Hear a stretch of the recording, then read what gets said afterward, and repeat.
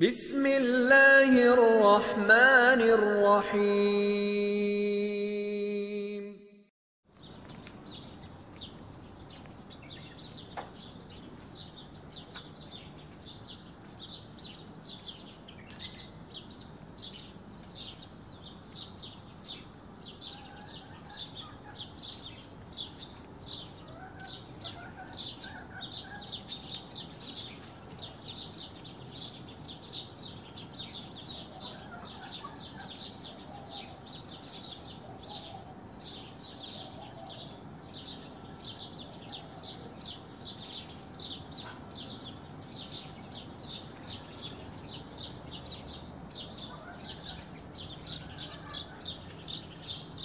حدیث مبارک میں آتا ہے کہ صحابی نے پوچھا کہ یا رسول اللہ آپ شعبان میں بہت زیادہ روزے رکھتے ہیں؟ ہم نے فرمایا کہ ہاں، وہ عبادت جو غفلت کے اوقات میں کی جائے اللہ کو بہت زیادہ پسند۔ کیا معنی ہے کہ لوگ غافل ہیں، ان کو شعبان کی عزت و عظمت کا کوئی پتہ ہی نہیں ہے، تو جب لوگ اس سے غافل ہوں اس وقت جو عبادت کی جائے وہ اللہ کو بہت پسند۔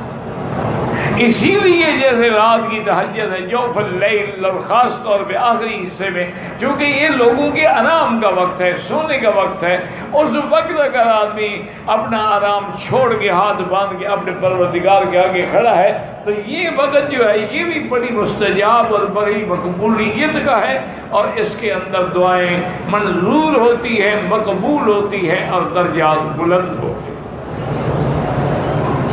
اچھا، اسی طرح میں ایک حدیث مبارک کا صحیح وظیفہ آپ کو بتلا دوں،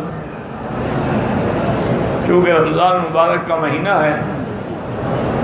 اتنا آسان وظیفہ ہے اور آپ حیران ہوں گے کہ اس پہ ثواب کتنا ہے۔ حضور پاک نے فرمایا کہ جو بندہ بازار میں جا کر یہ کلمہ کہے لا الہ الا اللہ وحدہ لا شریک لہ لہ الملک ولہ الحمد یحیی ویمیت وہو حی لا یموت بیدہ الخیر وہو علی کل شیء قدیر، 1,00,000 نیکیاں لکھی جاتی ہیں اور 1,00,000 گناہ معاف کرتی ہیں۔ اب دیکھیں کتنا آسان وظیفہ ہے، بازار میں جا رہے پڑھتے جاؤ،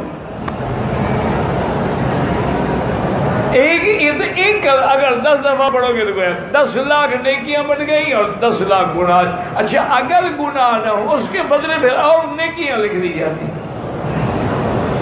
گناہ ہوں گے تو معاف ہوں گے نا، گناہ ہے ہی نہیں۔ تو اللہ تعالیٰ اب یہ اتنا آسان، اچھا لوگ غافل ہیں، حالانکہ صحابہ، تابعین، اولیاء اللہ کبھی کبھی بازار میں اسی لیے جاتے تھے کہ جا کے ہم اس ذکر کا فائدہ اٹھا لیں اور حضور کے فرمان سے نفع کمائیں۔ تو بازار میں جانے کا مقصد ہی ان کا یہ ہوتا تھا کہ جا کے اللہ کا ذکر کریں، کیونکہ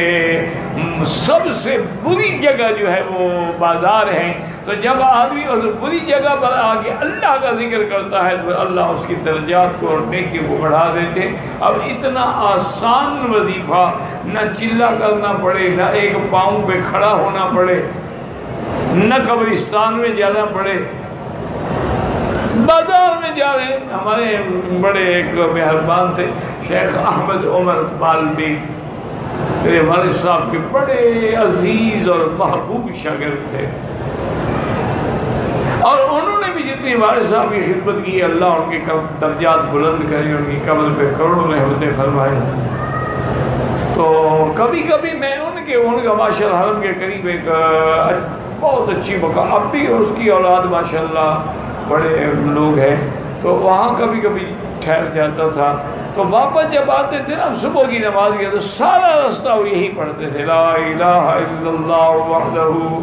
لا شریک لہ لہ الملک ولہ الحمد یحیی ویمیت وہو حی دائم لا یموت ابدا بیدہ الخیر وہو علی کل شیء قدیر۔ تو بہرحال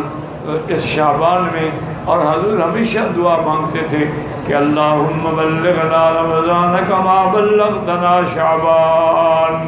اللہم ارزقنا قیام رمضان و صیام رمضان ایمانا و احتسابا،